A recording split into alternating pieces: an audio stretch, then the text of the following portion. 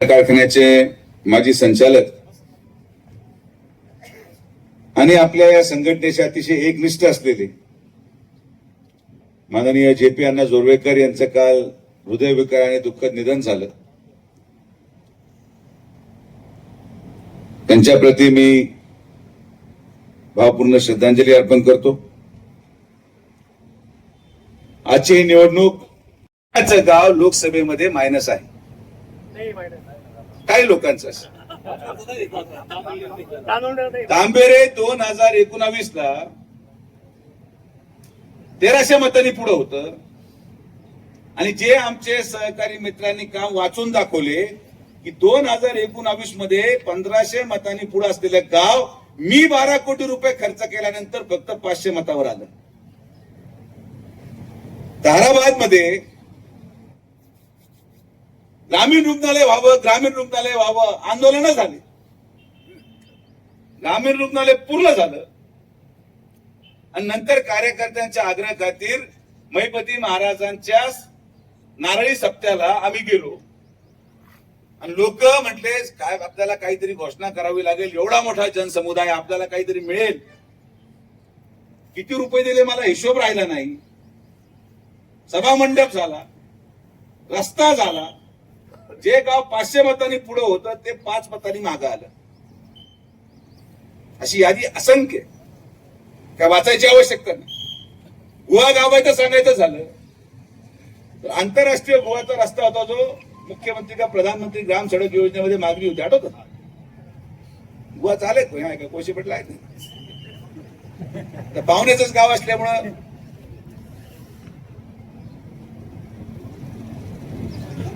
एका जे गाव 900 मतांनी पुढे होतं 955, तुम्हाला किती कोटीचा रस्ता होता तो? मुख्यमंत्री ग्राम सडकचा रस्ता केला आपण 5.5 कोटीचा रस्ता केला. 508 मतावर आलो. आता मला हा प्रश्न पडतो की राजकारण खरं केलं पाहिजे का नाही केलं. तरी सुद्धा या परिसरामधला ऋणानुबंध पाहता जर मला काही राग असेल तर ते रागाला ग्राह्य धरून मी काय केलं, पडल्यानंतर काम केलं. पडल्यानंतर वाघसाहेब आपल्याला कैलासवासी बाळासाहेब विखे पाटलांपासून आज तगायत हे गुहागण म्हणजे प्रवरा परिसर म्हणूनच याची ओळख आहे. आणि 5 वर्षामध्ये हा परिसर प्रवरा परिसरासारखा तुम्हाला मी करून देतो, बागायत करून देतो. माझा शब्द आहे, फक्त ठामपणे सगळे उभे राहा, ताकदीने उभे राहा आणि जनमानसामध्ये प्रत्येक घरामध्ये जाऊन ही भावना पोच करण्याचं काम आपल्या माध्यमातून व्हावं ही अपेक्षा तुमच्याकडून करतो. आपण सगळेजण आलात, सगळ्यांचे मनापासून आभार. निश्चित येत्या 23 तारखेला लोक म्हणजे पाणी सोडा, कितीला बटन दाबून आता पोचल 2 दिवसात पाणी. अरे नळाला पाणी सुटत नव्हतं, तुमच्या नेत्यांनी एक बटन दाबून काय वेळेला पाणी सुटून टाकलं. ही तुमच्या मताची ताकद आहे. कारण की जेव्हा नेता मोठा होतो तेव्हाच कार्यकर्ते मोठे होतात. याच्यातच कार्यक्रम जर लावला तर मग तुम्हाला तरी कोण विचारणार. आणि हे पद कुठल्या स्वार्थासाठी नाही, हे पद आहे जनमानसाच्या कल्याणासाठी. आपल्या या परिसरात चालू द्या, तसंही मी देईल, नाही असं नाही, काही माझ्या अटी शर्ती नाहीयेत. पण लोकांमध्ये आपण गेलं आणि हे सांगितलं तर निश्चित त्याचा फायदा होईल. आणि जे गावं वंचित राहिले असतील ते प्रकल्पाचा भाग आहेत का नाही. एक जर गावं प्रकल्पाचा भाग नसतील तर त्याला काय वेगळं मार्ग काढता येईल ते नंतर सांगावं लागेल. माझा एवढा अभ्यास नाही की हे 4 गावं प्रकल्पाचा भाग आहेत का नाहीयेत. नाही तसं नाही. जवळ काय होतं, हे कोणीतरी बसून पिल्लू सोडून देतं. ते साखळी योजना तुम्ही ऐकली, बिल भरतो का. तर हे एक मोठं दौरा आपण या सगळ्या भागांमध्ये शेतकरी टू शेतकरी प्रत्येकाला भेटून प्रत्येकाकडे काम करून आपण सगळ्यांना मी समजून सांगणार आहे की या पुढच्या कालावधीमध्ये या निळवंडे प्रकल्पाचं भविष्य काय आहे, हा प्रकल्प चालणार कसा आहे, हा प्रकल्प चालवत असताना शेतकऱ्यांनी त्या प्रकल्पाचा 100% लाभ कसा घ्यायचा, या सगळ्या गोष्टी तुमच्यापर्यंत पोहोचवणं मला आवश्यक आहे. कारण की जर आपण समन्वय नाही केला तर तुम्ही विसरून जा आणि पुढे सरका. आज आपल्याला या परिसराला बागायत करण्याच्या दृष्टिकोनातून तर उद्या तुम्ही सगळे एकत्रित राहून गट तट विसरून 80% मतदान मिळालेल्या पाण्याच्या मोबदल्यामध्ये अक्षरा टाकाल तर आम्हाला देखील वाटेल की यार हे गाव आता याचं पूर्ण काम झालं पाहिजे. ही करावं तर लागणारच आहे, पण एक करण्यात आनंद व्यक्त झाला पाहिजे. तो आनंद तुम्ही मला द्या आणि तुमची पूर्ण पुढची जबाबदारी ही माझी राहील, पालकमंत्री महोदयांची राहील. या विश्वासाने आपण सगळेजण आलात, सगळ्यांचे मनापासून आभार. बोलण्यामध्ये काही वाईट वाटून घेऊ नका. नाही ठीक आहे, काही लोकांनी निवडणूक लादली आपल्यावर, काही उमेदवार उभे आहेत, काही तालुक्याच्या अस्मिता जपण्यासाठी उभे राहिलेत, काही लोक व्यक्तिगत द्वेष असेल म्हणून उभे राहिले, तो त्यांचा व्यक्तिगत प्रश्न. पण आपल्याला देखील या निवडणुकीमध्ये सावध भूमिका घेत जनसामान्यापर्यंत पोहोचून स्वर्गीय कर्डिले साहेबांनी केलेल्या कामाची माहिती देणं आवश्यक. आजही या क्षणाला नानासाहेब एकाही घरापर्यंत कार्यकर्ता पॅम्पलेट घेऊन गेलेला नाही. आज मी तिला या तासाला निवडणुकीला राहिलेत 5 दिवस 6 दिवस 6 दिवस प्रचाराला शिल्लक असताना जर आपण आजही पॅम्पलेट घेऊन घरापर्यंत जाऊ शकलो नसू तर खरंच आपल्याला या मिळालेल्या पाण्याचं सोनं करायचं असेल तर खरंच आपल्याला या मिळालेल्या पाण्याचे आभार व्यक्त करायचे असतील आणि जर खरंच या परिसरातल्या शेतकऱ्यांना पाणी आल्यावर आनंद झाला असेल तर आपल्याला या गणामधून 80% मतदान अक्षय कर्डिलेंना द्यायचं. हे आपल्याला करून दाखवायचं. प्रत्येक गावामध्ये प्रत्येक घरामध्ये जाऊन जे काम स्वर्गीय कर्डिले साहेबांनी केलं. हा कर्डिले परिवार आणि विखे पाटील परिवार काही वेगळा नाही. हे दोन्ही परिवार तुमच्या कामांसाठी रात्रंदिवस एक करणारा परिवार. पण दुर्दैवाने आपल्या गाव पातळीवरचे वाद आणि गाव पातळीवरचे भांडणं या सगळ्या मताधिक्यामध्ये कमी करण्यासाठी कारणीभूत ठरतात. मग आता खालचे कार्यकर्त्यांना सगळं सांगणं आणि सगळ्यांना एक करण्यापेक्षा मुळात मी प्राजक्तलाच जाऊन डायरेक्ट भेटतो. तुम्ही तर काही शांत होणार नाही. थांब रे वाले, तुमचं झालं का मुसपाडे झालं का तुम्ही. ही निवडणूक आपल्या गाव पातळीवरचा वाद करायची नाही.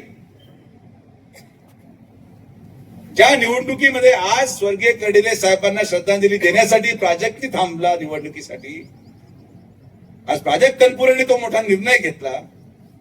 मी आपल्या सगळ्या भारतीय जनता पार्टीच्या वतीने तनपुरे परिवाराचे आणि प्राजक्त तनपुरेचे मनापासून आभार मानतो की हा निर्णय त्यांनी त्या ठिकाणी. प्रत्येक वेळेस संघर्ष आवश्यक नाहीये. कधीतरी तालुक्याच्या विकासाचा देखील विचार करणं आवश्यक आहे.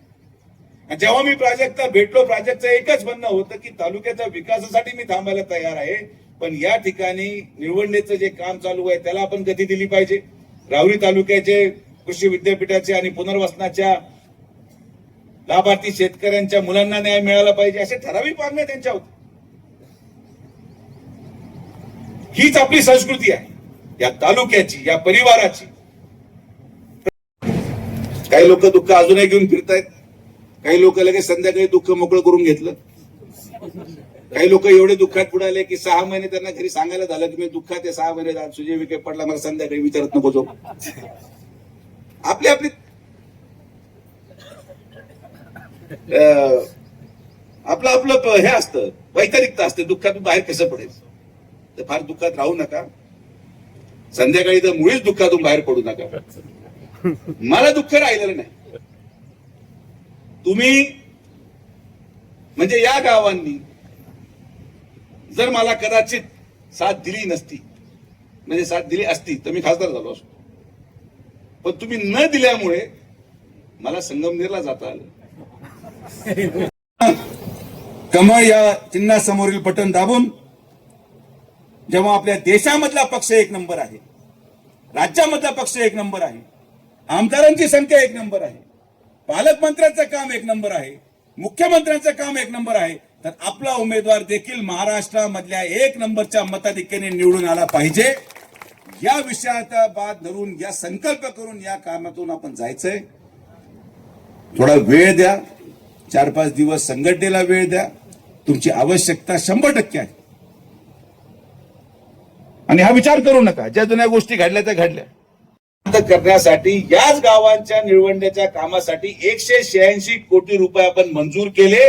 आणि आज तुम्ही स्वतः या गोष्टीचे साक्षीदार आहात की प्रत्येक भागामध्ये आज पाणी दिलं जात. गावाच्या चालत्या दौऱ्यामध्ये जे प्रकल्पामध्ये समाविष्ट नसलेले एस्केप होते, कानडगाव आणि माळेवाडी म्हटले आम्हाला एस्केप मंजूर करा, एस्केप मंजूर. वडनेर, गणेगाव, कनगर, गुवा, अमोल तुम्ही म्हटले दादा आम्हाला एस्केप द्या, एस्केप मंजूर. कामही झालं, पाणी सोडलं आणि तळ्यात सुद्धा पाणी. हे यासाठी नाहीये की मला कुठल्या कोणावर राग होता, राग धरणारा मी माणूसच नाही. जेव्हा हे कामं केले जातात, जेव्हा गावाला पाणी मिळतं, मला कुठेतरी असं वाटतं की आपले कार्यकर्ते जनसामान्य माणसापर्यंत आपले कामं पोहोचवण्यामध्ये असमर्थ ठरतात. आज खरं तर या गावांमध्ये प्रचाराची बैठक घ्यायची आवश्यकता नाही. ज्या पद्धतीने कामं झालेली आहेत. आताच मी तांबेराला येताना सातारा तांबेरा रस्त्याने आलो, आपण होते पाठीमध्ये. काय रस्ता आहे एवढं 5.5 TMC आणि 7 आवर्तन केल्यावर देखील प्रत्येक गावाचं फक्त 30% क्षेत्रच फक्त ओलिताखाली आलं. तुम्ही सर्वे करून पहा, फक्त 30%. कारण की जेवढे लाभार्थी फक्त तळ्यांच्या भोवती आहेत त्याच लोकांना पाणी आहे. पण जो गरीब शेतकरी, त्याच्या राजकारणाशी काही संबंध नाही, तो सरपंच नाही, सोसायटीचा चेअरमन नाही, कुठल्या पक्षाचा पदाधिकारी नाही, त्याचा विचार कोण करणार? आणि म्हणून पुढच्या 3 वर्षामध्ये या सगळ्या पूर्ण गणातल्या गावाच्या प्रत्येक शेतकऱ्याच्या शेतापर्यंत पाणी पोहोचवण्याची जबाबदारी माझी आहे. तुमचं पाहून घ्या तुम्ही. पण मी तर असंच बोलतो, जे लोक मला ओळखतात त्यांना माहिती मी कसं आहे. ना मी खोटं बोलतो, ना मला खोटं बोलून मतं मिळवायची सवय. माझं काम रोखठोक असतं आणि रोखठोकच मी शेवटपर्यंत काम करणार. जोपर्यंत लोकांना वाटतं की त्यांना सुजयविकेची आवश्यकता आहे तोपर्यंत काम करायचं. ज्या दिवशी तुम्हाला वाटेल की नकोय, आपलं कुठं काय घर चालतं येईल, आपलं धंदा पाणी पाहायचं.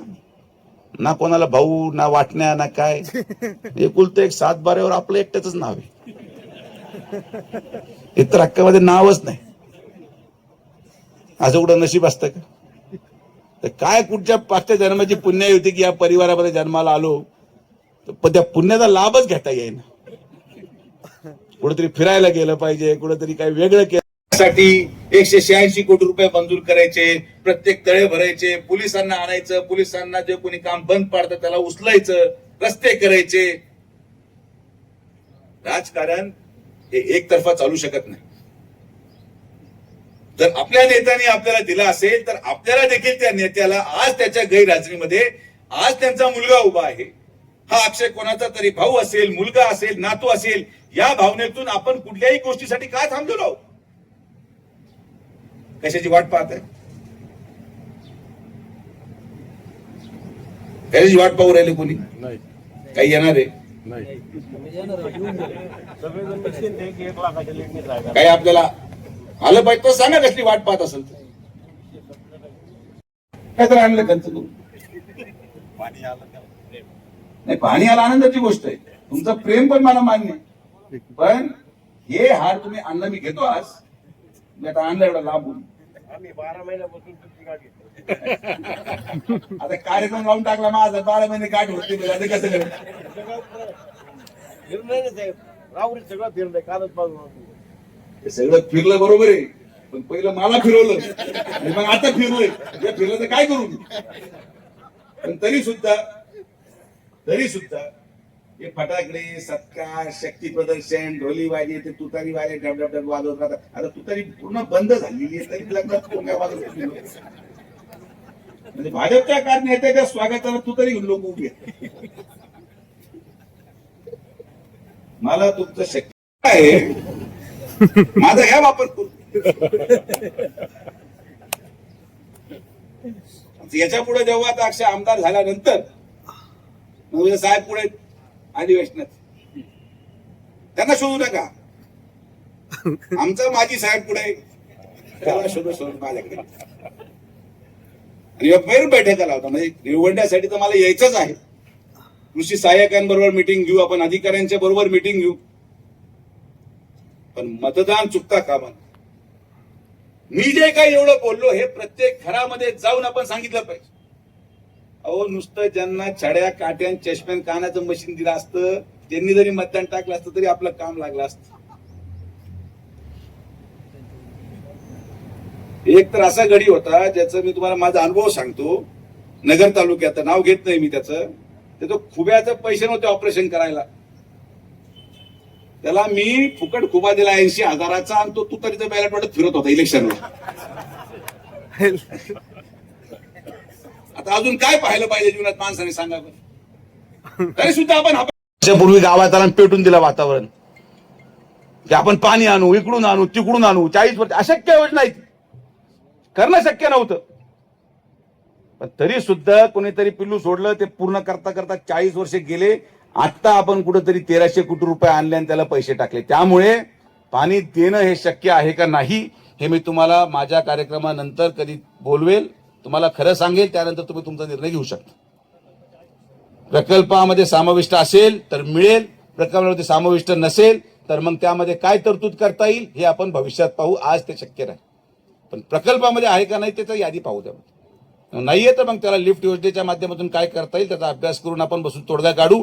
पहिलं ज्यांच्या ताटात जेवण वाढलेलं आहे त्यांना पोट भरून जीव द्या. सगळ्यांच्या ताटातल्या भाकऱ्या काढून सगळ्यांमध्ये वाटलं तर कोणाचंच पोट भरणार नाही. त्यामुळे आपण सगळ्यांचं समाधान करणं आवश्यक आहे. प्रकल्पामध्ये समाविष्ट असलेल्या गावांचं पहिलं पोट भरू द्या आणि प्रकल्पाच्या बाहेर असलेल्या गावांचं नियोजन आपण लिफ्ट योजनेच्या माध्यमातून कसं करता येईल यासाठी आपण सर्वेचे आदेश देऊन टाकू. सर्वे झाल्यानंतर मग गावांची मिटिंग घेऊन मग तुमच्या बरोबर परत बसतो. तर आज आपण सर्वजण आलात, आपल्याला यायचं आहे. माननीय पशुसंवर्धन मंत्री, पर्यावरण मंत्री पंकजाताई मुंडे देखील त्या सभेमध्ये आहेत. तर त्या सभेसाठी म्हणजे 17, 18, 19 आणि 20 तारखेला 5 वाजेपर्यंत आपले बॅलेट प्रत्येक घरात गेले पाहिजे. मग त्यानंतर कोणीही बोलू, कोणीही नेता येऊ देऊ गावात, आपण जायचं नाही. वाईट सवय लागली आपल्याला. आणि कृपया करून मी एखाद्या गावात आलो म्हणजे थांबलंच पाहिजे असं काही नाही. आपले काम करा. जेवढी नेत्याच्या भोवती गर्दी कमी करता येईल तेवढा प्रयत्न करा. म्हणजे नेत्याला गरीब माणसांना भेटता तरी येईल या संकल्पनेतून कार्यकर्त्यांनी काम केलं. नेते एक गावात आलो 4 चेहरे फिक्स द्या. आणि नाराजी माझ्यावर नाहीये, तर 4ला ठोकायला मला ठोकतात नाही. अतिशय महत्वाची निवडणूक. हे सगळे गाव तांबेरे, गुहा, गणेगाव, वडनेर, वरशिंदे, ताराबाद, चिंचबिहारे, बाबळेवाडी, अजून काही अतिरिक्त गावं असतील. या सगळ्या गावांचं वर्षानुवर्ष रखडलेलं स्वप्न पाण्यासंदर्भात, ज्यासाठी या गावांनी अनेक वर्ष संघर्ष केला, ज्यासाठी कैलासवासी बाळासाहेब विखे पाटलांपासून तर आज तगायत आपण झगडलो, झटलो, या सगळ्या गावांचं पाण्याचं स्वप्न पूर्ण करण्याचं काम ज्यांच्या माध्यमातून झालं असे आपले नेते स्वर्गीय कर्डिले साहेबांच्या पश्चात आपल्याला या निवडणुकीला सामोरं जायचं. हे काम करत असताना प्रचंड राजकारण या कारणामुळे झालं.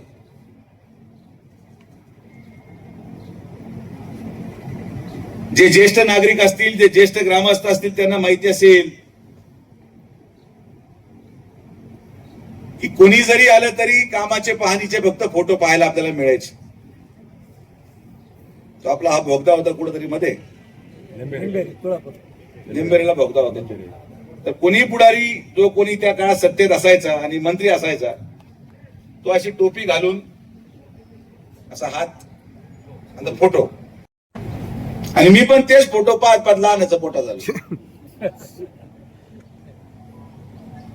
तत्कालीन राज्याचे मुख्यमंत्री जे आज आपल्या समोरच्या पक्षाच्या उमेदवाराचे राष्ट्रीय नेते आहेत, आदरणीय पवार साहेब, 4 वेळा उद्घाटन केली. मुख्यमंत्री असताना 4 वेळेस त्या प्रकल्पाला नारळ फोडण्यात आले. नारळ ते फोडायचे आणि इकडं खाली वर्तमानपत्रामध्ये असं सांगितलं जायचं की मूळ हे पाणी आणण्याचा विरोध हे विखे पाटील परिवार करतो. आणि हे राजकारण चालत राहिलं. पण कुठलीही गोष्ट ही कायम नसते. ज्या परिवारावर हा आरोप झाला, ज्या परिवारावर हे सांगण्यात आलं की हे पाणी येऊ देत नाहीत, परमेश्वराच्या आशीर्वादाने त्याच परिवाराचा सुपुत्र नामदार राधाकृष्ण विखे पाटील साहेबांना त्या पाण्यामध्ये गावांना पाणी सोडण्याचा मान जलसंपदा मंत्री म्हणून मिळाला. ही सगळी परमेश्वराची काही होऊ शकत असत. राजकारण काही स्थिर राहिलेलं नाही. आज जेवढे गावं आपण सगळेजण एकत्रित झालेला आहात, जेवढा खर्च आपण फटाकड्यांवर केला, जेवढा खर्च आपण मला हार देण्यासाठी केला, जेवढा खर्च आपण बुके आणण्यासाठी केला, माझी विनंती आहे की पुढे जाऊन तेवढाच प्रयत्न मतदानासाठी पण करा. जे लोक आज हार घालायला आलेले आहेत, हा विश्वास तुम्ही शेतकऱ्यांपर्यंत जाऊन दिला पाहिजे की तुम्ही काळजी करू नका. आज ठराविक लोक येतात साहेबांकडे, रणवे साहेबांकडे ठराविक लोक जातात. कोण? ज्यांच्याकडे गाडी आहे, ज्यांच्याकडे डिझेल टाकायला पैसे आहेत. पण तो माणूस कधीच पोचू शकणार नाही हो. त्याला रोज आपल्या परिवाराला चालवण्यासाठी कुठेतरी रोजंदारीवर भांडे घासायला जावं लागतं. तो माणूस जाऊ शकतो पुराणनगरला, तो माणूस जाऊ शकतो लोणीला, नाही. पण तो जरी नाही आला तरी मानवीयतेच्या दृष्टिकोनातून प्रत्येक शेतकऱ्याला हे पाणी मिळालं पाहिजे, अशा प्रकारची तरतूद आपण केलेली आहे. मी लवकरच सगळ्या शेतकऱ्यांच्या बैठका घेणार आहोत. 24 हेक्टरचे आपण क्लस्टर केले. 24 हेक्टरच्या शेतकऱ्यांची मीटिंग घेऊन त्यांना त्या 24 हेक्टरला पाणी दिल्यानंतर आज ठीक आहे, आज पाणी मज्जा चालू आहे सगळ्यांची.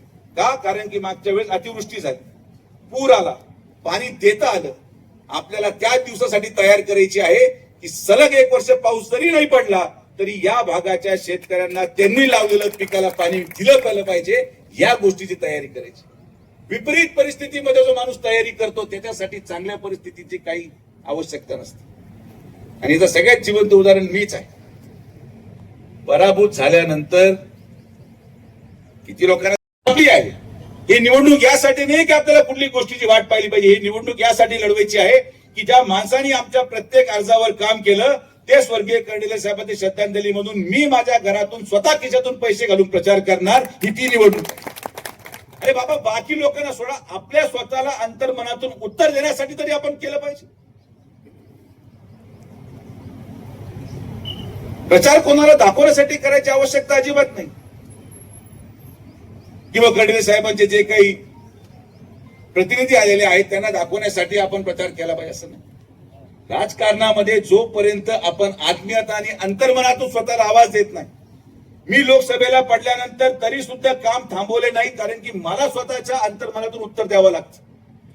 मला स्वतः रात्री झोप आली पाहिजे की ज्या लोकांनी माझ्या परिवाराला 40 वर्ष साथ दिली, एकदा मला नाकारलं असेल पण त्याच लोकांना परत एकदा 80% त्यांचं मतदान घेऊन खासदार होणार या संकल्पनेतून आपण काम करतो.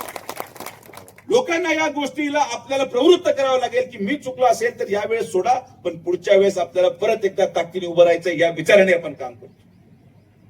आजही निळवंड्याच्या प्रत्येक क्षणाला कोपऱ्याला आपण पीडीएनद्वारे पाईपद्वारे जवळपास 50% काम पाईप टाकून झालेलं. मी सगळ्या शेतकऱ्यांची मीटिंग घेणार आहे परत, कारण की मूळ निळवंड्याचा प्रकल्प काय आहे हे आपण सगळ्यांनी समजून घेतलं पाहिजे. निळवंड्याचा प्रकल्प हा तळे भरून देणारा प्रकल्प नाही.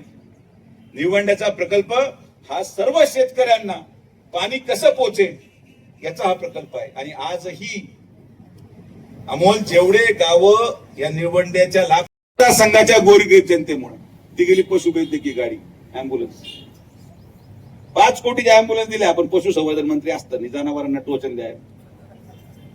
ते टोचन जनावरांसाठी होतं. लोकांनी मला देऊन टाक.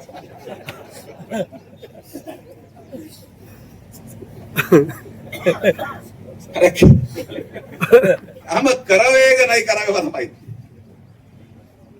बाबांनो, हे सगळे काम करण्यामध्ये प्रचंड संघर्ष लागतो. आजही जे काही मागण्या असतील या सगळ्या निवडणूक लाभ क्षेत्रातल्या मागण्यांमध्ये पाईपद्वारे सिस्टम करून मी तर स्वतः याचा अभ्यास केलाय की जर 24 हेक्टरच्या एक क्लस्टरला शेतकऱ्यांना पाणी द्यायचं ठरलं आणि त्याच्याकडे जर पाणी साठवण्याची तरतूद नसेल तर मग कसं होतं. कारण की आवर्तन तर समजा वर्षातून 3दा झालं, एका आवर्तनामध्ये 3 महिन्याचा फरक. आणि मग 3 महिने जर मी एखादं पीक लावलं आणि 3 महिने त्याला पाणी द्यावं लागलं तर त्यासाठी शेततळ असल्याशिवाय ही योजना यशस्वी होऊ शकत नाही. आणि म्हणून आम्ही माननीय मुख्यमंत्री महोदयांनी विनंती केली की 24 हेक्टरच्या क्लस्टरला आपल्याला शेतकऱ्यांना शेततळ निर्माण करण्यासाठी पण अनुदान द्यावं लागेल आणि त्याची मीटिंग आपण पुढच्या महिन्यात लावू. तुम्ही मागत तर येऊ, तुमच्यासाठी विचार करावा लागतो. तुम्ही मागण्यापूर्वी तुमच्या पदरात गोष्टी आम्ही पाडतो. त्याचं कारण एकच आहे की आपला संघर्ष आजचा नाही, 40 वर्ष संघर्ष करून एक परिवार सातत्याने जिल्ह्यामध्ये राजकारणामध्ये स्थिर राहिला. त्याचं कारण आहे की आपल्या प्रत्येक कामामध्ये गोरगरीब जनतेचं कल्याण लपलेलं आहे. आपल्या प्रत्येक पावलामध्ये जिरायत भागातल्या शेतकऱ्यांच्या मुलांना न्याय मिळावा हे लपलेलं आहे. आणि म्हणून आपण ही तळमळीने काम करत असतो. स्वर्गीय कर्डिले साहेब आज आपल्यामध्ये नाही, पण जरी अक्षय आमदार झाला तर तो आमदार अक्षय कर्डिले नसणार. अक्षय कर्डिले आमदार झाला म्हणजेच तुमच्या विधानसभेचा आमदार डॉक्टर सुजय विखे पाटील असणार आहे हे पण तुम्हाला सांगतो. त्याला राजकारण कळता कळता आणि तुमच्या अर्जावर काम करता करता 3 वर्ष संपून जातील. मी मोकळा आहे ना. आणि माहिती नानासाहेब पाहिलं गावात कधी